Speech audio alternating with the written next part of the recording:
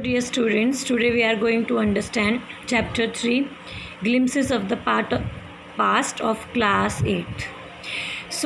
इस चैप्टर में हम देखेंगे कि भारत आज़ाद होने से पहले भारत में क्या नज़ारा था, भारत के लोग किस प्रकार का शोषण सहते थे और किन लोगों ने भारतवासियों का शोषण किया, किस प्रकार भारतीयों को आपस में लड़ा के भारत जो कि सोने की चिड़िया माना जाता था उसको लूटा।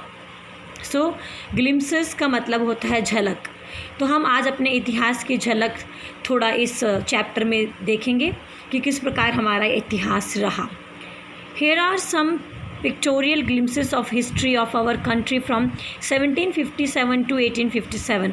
इस चैप्टर में हम कुछ ऐसे चित्र देखेंगे, कुछ ऐसे रहस्य देखेंगे, कुछ ऐसी घटनाएं देखेंगे जो 1757 से लेके 1857 के बीच में हुई हैं। These pictures and speech bubbles will help clarify your understanding of the conditions that led to the event known as First War of Independence in 1857। बेटा स्पीच बबल्स होता है इस प्रकार, जो ये इस लेडी के आगे ये बबल बना हुआ है, ये जो क्लाउड बना हुआ है, ये अलग से आपको दिख रहा है जिसमें कुछ लिखा हुआ है। इस प्रकार हम इसको स्पीच बबल कहते हैं। ये क्लाउड फॉर्म में भी हो सकता है। अब हम स्पीच बबल्स पढ़ते हैं कि हमारे जो भारतीय थे वो किस प्रकार का जीवन व्यतीत कर रहे थे, किन लोगों की बलिदानों से हमें आज़ादी मिली और किस प्रकार का संघर्ष हुआ लोगों के बीच, और अंग्रेज़ों ने किस प्रकार भारतीयों को आपस में लड़ाया और सोने की चिड़िया को धीरे धीरे तबाह करने लगी। चलिए देखिए। यहाँ पे हमारे जवाहरलाल नेहरू जी को दिखा रखा है, राजेंद्र प्रसाद को दिखा रखा है, रानी लक्ष्मीबाई को दिखा रखा है। इन लोगों ने हमारे देश को आज़ाद करवाने के लिए अपने प्राणों का त्याग किया, बलिदान किया। O my countryman, let your eyes fill with tears as you recall the sacrifices of our India's mighty man. ये जो लेडी हैं ये कह रही हैं कि जो भारत के लोग हैं, आप अपने आँखों को आंसुओं से भरो। जब तुम लोगों को याद आएगा, तुम्हारे आँखों में आंसू आएंगे जब तुम्हें पता चलेगा कि भारत को आज़ाद करने के लिए किस प्रकार शहीदों ने बलिदान किया, अपने जान का, अपने जीवन का। अब हम पढ़ते हैं यहाँ पे जो कंपनी है, ईस्ट इंडिया कंपनी है, भारत में किस प्रकार इसकी जीत हुई, किस कारणवश ईस्ट इंडिया कंपनी ने अपने पैर पसारने शुरू किए भारत देश में। With its superior weapons, the British East India Company was extending its power in 18th century India। East India company काफ़ी सारे औजारों के साथ, मशीनों के साथ, नई नई उपलब्धियों के साथ भारत आई और अपने पैर पसारने लगी और धीरे धीरे करके भारत के अधिकतर राज्यों में अपना शासन करने लगी। देखिए किस प्रकार उन लोगों ने किया। इंडियन प्रिंसेस वर शॉर्ट साइटेड। अब जो भारत के राजकुमार थे, राजा थे, वो शॉर्ट साइटेड थे। शॉर्ट साइटेड का मतलब वो बहुत दूर की नहीं सोचते थे, वो केवल अपने ही बारे में सोचते थे, अपने फ़ायदे के बारे में सोचते थे, वो देश के बारे में नहीं सोचते थे। अब देखो एक राजकुमार क्या कहता है, दैट अपस्टार्ट राजा बा call the English merchants, they will help me to defeat him. अब लोगों, ईस्ट इंडिया कंपनी ने, ब्रिटिशर्स ने इस बात का फ़ायदा उठाया। जो भारत के कुछ राजा महाराजा थे, राजकुमार थे, वो अपने ही देश के राजाओं को, राजकुमारों को हराने के लिए ईस्ट इंडिया कंपनी का सहारा लेते थे। ईस्ट इंडिया कंपनी ने इनको सहारा देते देते इन लोगों को कठपुतली बनाया और इनके राज्यों पे शासन करना शुरू किया। The people had no peace due to such constant fights. और इस प्रकार राजाओं के बीच में, महाराजाओं के बीच में, राजकुमारों के बीच में ज़मीन को लेके, राज्य को लेके लड़ाइयाँ होती रहती थी। The rivalries help the east India company and it could easily subdue Indian princess one by one. और जो राजकुमारों के बीच में, राजाओं के बीच में दुश्मनी थी, उस दुश्मनी का फ़ायदा ईस्ट इंडिया कंपनी ने उठाया और धीरे धीरे करके भारत के सभी राज्यों के ऊपर अपना आधिपत्य हासिल करने लगे। यहाँ देखिए, a far seeing ruler like the brave Tipu of Mysore fought the British till he died fighting. लेकिन टीपू सुल्तान हैं, जिनको टाइगर ऑफ मैसूर कहा जाता है, वो अपने ज़िंदगी के अंतिम सांस तक ब्रिटिशर्स से लड़ते रहे भारत के लिए और अपने राज्य को स्वतंत्र करवाने के लिए। अब यहाँ देखते हैं students, thank God there is peace in the country. लेकिन अब यहाँ पे दो प्रकार के लोग हैं। कुछ लोग इस बात से खुश थे कि ब्रिटिशर्स आ चुके हैं और उनके आने से अब लड़ाई नहीं है, झगड़ा नहीं है।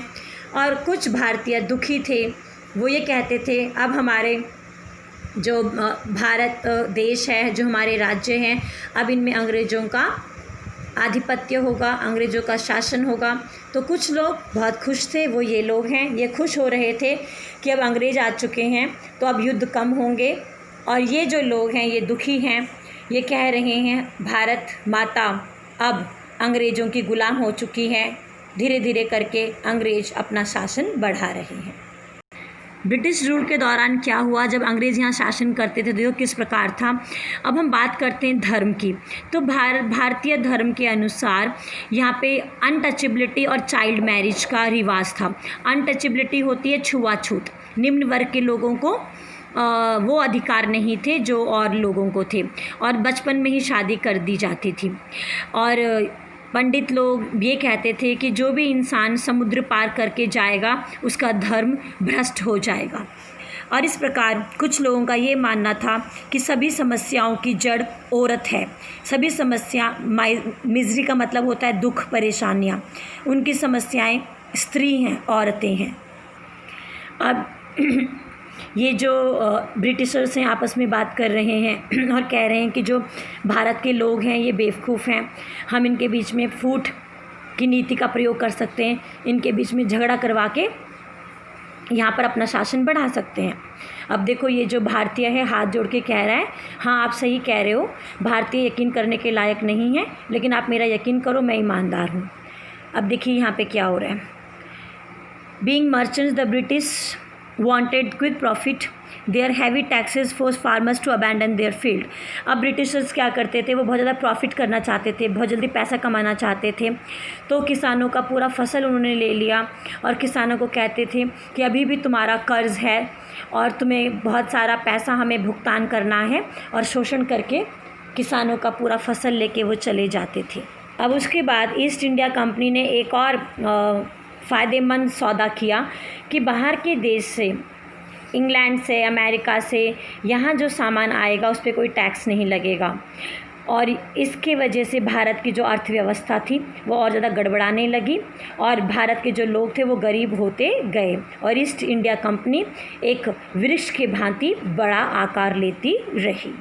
उसके बाद प्रकृति ने भी भारतीय लोगों को नहीं छोड़ा, प्रकृति ने भी अपना फ़न उठाया और 1823 से लेके 1836 के बीच में बहुत सारे भारतीयों की मृत्यु हुई भूख के कारण, क्योंकि यहाँ पे सूखा पड़ गया। फैमिन होता है सूखा, सो ये जो फैमिन वर्ड इसका मतलब होता है सूखा। तो सूखा पड़ा था और काफ़ी सारे भारतीयों को भूख के वजह से जान गंवानी पड़ी। स्टारवेशन होता है भूख। और ईस्ट इंडिया कंपनी के यहाँ पे आने से भारत के जो कलाकार थे उनको भी आर्थिक नुकसान हुआ। अब बेटा हम यहाँ पे राजा राम मोहन राय के बारे में पढ़ेंगे। राजा राम मोहन राय बहुत अच्छे व्यक्ति थे। उन्होंने सती प्रथा का अंत किया और उन्होंने ये बोला लोगों से कि हमें डिस्पाइज़ नहीं करना चाहिए। डिस्पाइज़ होता है हेट। हमें अपने आप से हेट नहीं करना चाहिए, अपने इतिहास से भी हमें नफ़रत नहीं करनी चाहिए, और हमारे अंदर इतना पावर है, इतनी ताकत है कि हम कुछ भी हासिल कर सकते हैं। तो सबसे पहली बात जो राजा राम मोहन राय ने कहा, उसने कहा कि हमें अपने समाज से सुपरस्टिशन को हटाना है। सुपरस्टिशन होता है अंधविश्वास। तो राजा राम मोहन राय ने कहा हमारे जो समाज है इसको अंधविश्वास निगल रहा है। र्यून का मतलब होता है डिस्ट्रॉय, बर्बाद कर रहा है, तो हमें इसको यहाँ से हटाना है। ये देखिए राजा राम मोहन राय ने कितनी बड़ी बात कही।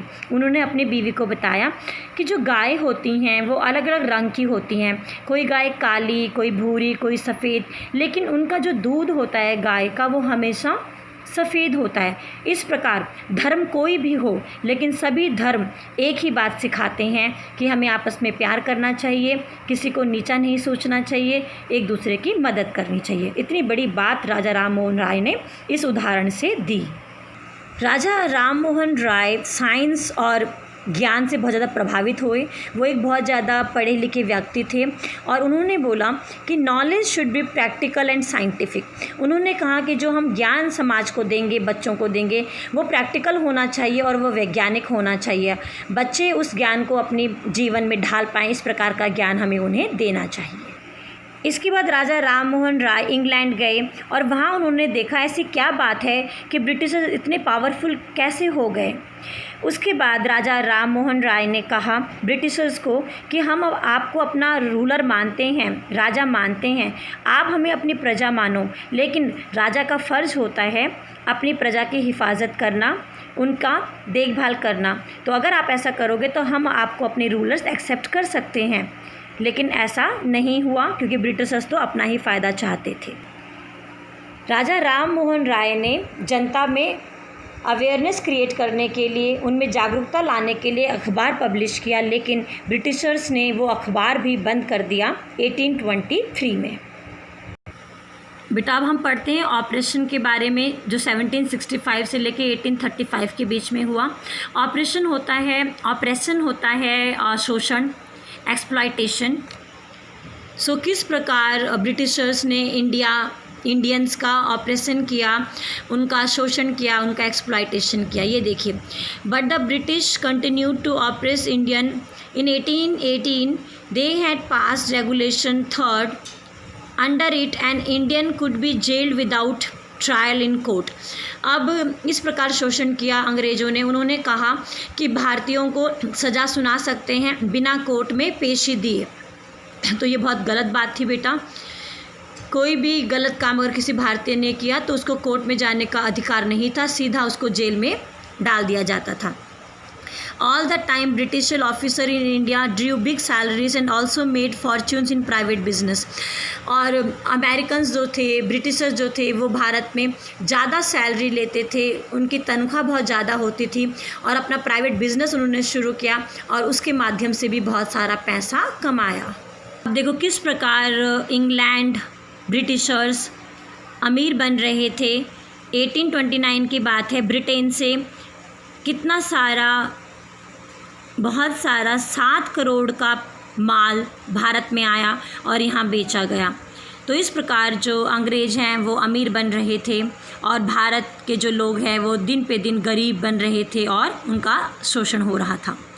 तो ब्रिटिशर्स प्रॉस्पर हो रहे थे, प्रॉस्पर का मतलब डेवलप कर रहे थे, उनकी उन्नति हो रही थी और Indian industries began to die. और भारत की जो इंडस्ट्रीज़ हैं दिन प्रतिदिन उनको नुकसान हो रहा था, वो बंद हो रहे थे। गवर्नर जनरल बेंटिक ने कहा the bones of cotton weavers are bleaching the plains of India. तो उन्होंने कहा कि ये जो कॉटन वीवर्स हैं, जो रुई का काम करते हैं, उनके वजह से भारत के जो प्लेन एरियाज़ हैं वहाँ पर भी उन लोगों को कॉटन मिल पाता है। अब बेटा हम यहाँ पे ये जानेंगे कि डिससैटिस्फैक्शन हुआ, असंतोष, भारत के लोगों में असंतोष पनपने लगा, वो परेशान होने लगे। तो देखते हैं असंतोष का कारण क्या रहा। उस दौरान भारत में जो पढ़ाई होती थी, जो शिक्षा दीक्षा होती थी, वो पर्शियन और संस्कृत में होती थी। तो एक ब्रिटिशर है, उनका नाम है मकॉले। तो मकॉले ने कहा कि अब हम भारत के लोगों को हमें इंग्लिश में पढ़ाना चाहिए।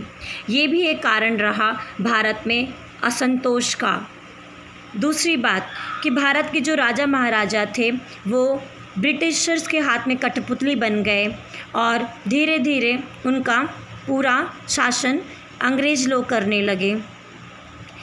और इसके बाद भारतीय लोगों को भी समझ में आने लगा कि हमें और ज़्यादा पढ़ना है और अच्छे सैलरी लेनी है। भारतीय लोगों को अच्छे जॉब नहीं मिलती थी, क्लर्क्स की जॉब मिलती थी और उनकी सैलरी भी कम होती थी। तो दूसरा कारण असंतोष का था कि भारतीय लोगों को सैलरी बहुत कम मिलती थी। पहला कारण था भारतीयों को मजबूर किया गया कि अब तुम्हें इंग्लिश में पढ़ाई करनी पड़ेगी। तो ये असंतोष के कारण थे। देखिए बेटा, 1856 में देखो बेटा किस प्रकार ये जो ईस्ट इंडिया कंपनी है, ये जो पिंक कलर है या रेड कलर है ईस्ट इंडिया कंपनी का है, और येलो कलर इंडिया के जो राजा महाराजा हैं। तो देखो किस प्रकार धीरे धीरे ईस्ट इंडिया कंपनी पूरे भारत में फैल चुकी है, और धीरे धीरे जो भारत के राजा महाराजा हैं वो इनके हाथों में कठपुतली की तरह काम करने लगे। अब देखो बेटा द स्पार्क्स का मतलब होता है चिंगारियाँ, आक्रोश की चिंगारियाँ, गुस्से की चिंगारियाँ, विद्रोह की चिंगारियाँ फैलने लगी। पहला कारण चिंगारियों का ये रहा, आक्रोश का ये रहा, आंदोलन का ये रहा कि भारत के लोगों के ऊपर बहुत ज़्यादा टैक्स लगाया गया, और इस टैक्स की वजह से भारत के जो लोग हैं वो बहुत ज़्यादा डेस्परेट होने लगे, बहुत ज़्यादा दुखी होने लगे, और इस वजह से इन्होंने आंदोलन किया और यूरोप के लोगों को हमला किया और उनको मारा। देखो किस प्रकार ये हमला कर रहे हैं। मैंने आपको कारण बताया कि इनके ऊपर टैक्स लगाने लगे ब्रिटिशर्स, बहुत ज़्यादा टैक्स लगाने लगे। देखो दूसरा कारण क्या रहा विद्रोह का, कि भारत के लोगों को सैलरी बहुत कम मिलती थी और प्रमोशंस भी बहुत कम मिलते थे, और इनको ज़बरदस्ती समुद्रों के माध्यम से दूसरी जगह ले जाया जाता था, और भारत के लोग का ये मानना था कि अगर वो समुद्र से एक जगह से दूसरी जगह जाएंगे तो उनका धर्म भ्रष्ट हो जाएगा।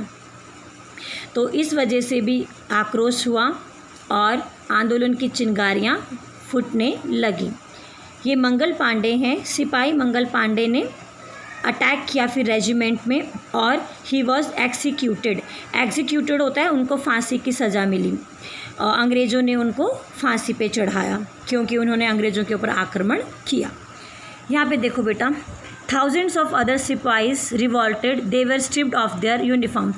और जब मंगल पांडे को फांसी की सज़ा हुई तो काफ़ी सारे सैनिकों ने विद्रोह किया, तो उनको उनकी नौकरी से हाथ धोना पड़ा। एक कारण विद्रोह का ये था कि जिन कारतूसों को, गोलियों को भारत के सिपाही, भारतीय जो सिपाही थे सेना में, वो यूज़ करते थे, वो जो कारतूस होते थे वो सूअर के और गाय के फैट से बनाए जाते थे, और भारत में तो गाय को माता कहा जाता है और सूअर का जो फैट है वो खाना अच्छा नहीं माना जाता।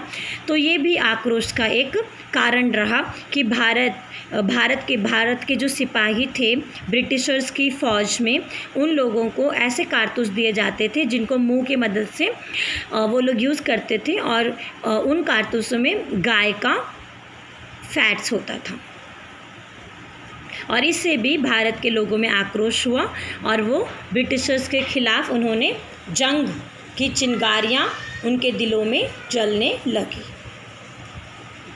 यहाँ देखिए बेटा, उसके बाद अब जो भारत के लोग हैं इन्होंने ब्रिटिशर्स के ख़िलाफ़ जंग शुरू कर दी, और रोटियों के माध्यम से, रोटियां बांटने के माध्यम से लोगों से कहा गया कि जो भी भारत माता को स्वतंत्र करने के लिए युद्ध में कूद चुका है उनकी मदद करें, और लोगों ने भी खुश होकर ऐसे पैट्रियट्स की, देश प्रेमियों की मदद करनी शुरू की।